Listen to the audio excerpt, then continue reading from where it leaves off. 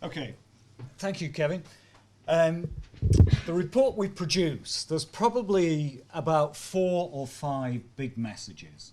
And the 4 or 5 big messages start from the headline one, which is on the slide there, that says that when you look at the magnificent database which has been put together by colleagues at Imperial College, over the last 30 years, or slightly less than 30 years, the numbers of people who are overweight and obese in the developing world has trebled.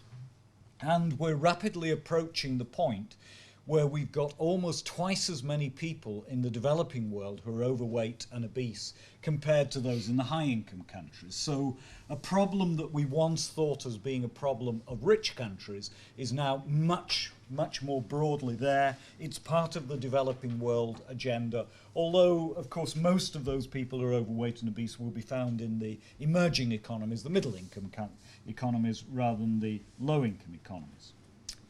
Point number 2, the reason that we're getting this trebling of overweight and obese is we've got lots of different factors there, and we can argue about the salience of the factors, but we don't argue about the sorts of things that matter.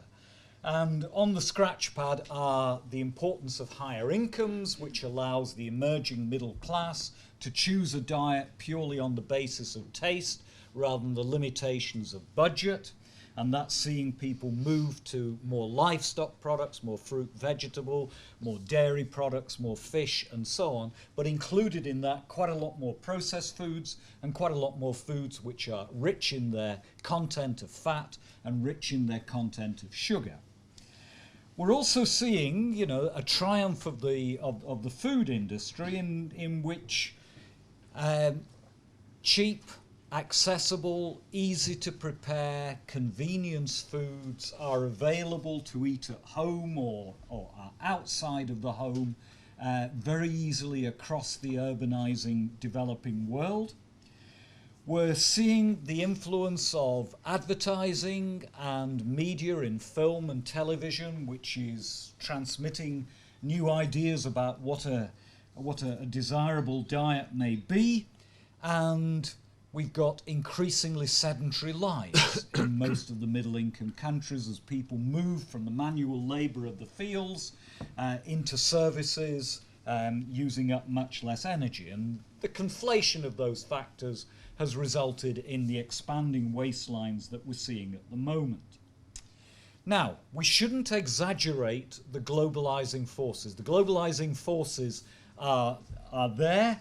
The general pattern of a nutritional transition from dependence on staples to a more varied diet, to a diet with a lot more livestock in it, that can be seen everywhere. But there are some very, very large regional variations. This is a map put together and on the basis of this rather large database from colleagues at Imperial and their colleagues across the world. And what you're looking at there is a map of the world for 2008. That is the prevalence of overweight and obese adult females in the world. If we looked at the male one, it wouldn't look very different. And what you're seeing there, if you look across the developing world, is there are very great variations.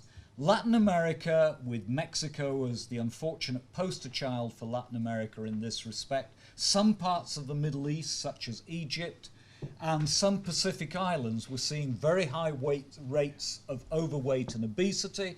2 out of 3, if not more, persons overweight and obese in these countries. Yet there are other parts of the developing world, of the middle-income world, particularly in Southeast Asia, South Asia, and parts of East Asia, where the incidence is running at about half the level that we're seeing in those other areas. Now, what that tells us, if we're seeing that much variation, is there are different pathways. And whilst waistlines may be expanding across the world, the rate of expansion and the degree of expansion is different, so there must be lessons to be learned from the countries with lower incidence compared to those with higher prevalence. On policy, the news is not good. Unlike undernutrition, where we know pretty much what is needed to be done to reduce incidence of undernutrition and where the statistics are moving, albeit too slowly, in the right direction, for overnutrition. Nowhere in the world has stemmed the rising tide of obesity. The policies which have been taken by countries have been at best cautious, perhaps better labelled, frankly, quite timid. And as a result, we don't have a lot in the tool chest where we can say this will definitely work. We're still at the stage where we're saying we need to evaluate policies, we need to try out a wider range of policies, combinations of policies to find out what may work. And that question of what may work is something that I hope we may hear a little more about today from my companion speakers. Thanks very much, Steve. Steve, before I pass on, let me just ask you one question, if I could, by way of follow-up. As you said, that one of the central messages of the report, is that we're facing these huge challenges, but the responses have been very timid.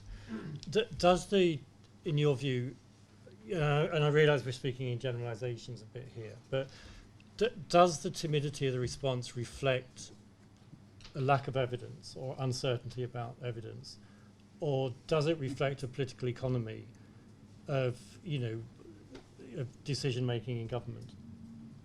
I'd say it's certainly not a lack of evidence. The evidence we have here, we've had similar evidence for 20 or 30 years. The World Health Organization has talked about this. It's held conferences. I think probably one of the biggest factors we've got here is it's a slowly rising problem, and it doesn't result in headline-making disasters. There's no moment that it creates a threshold of activity where a politician wakes up and says, we have to do something about this tomorrow. People are aware, but it just doesn't grab the priority. Okay, thanks, Steve.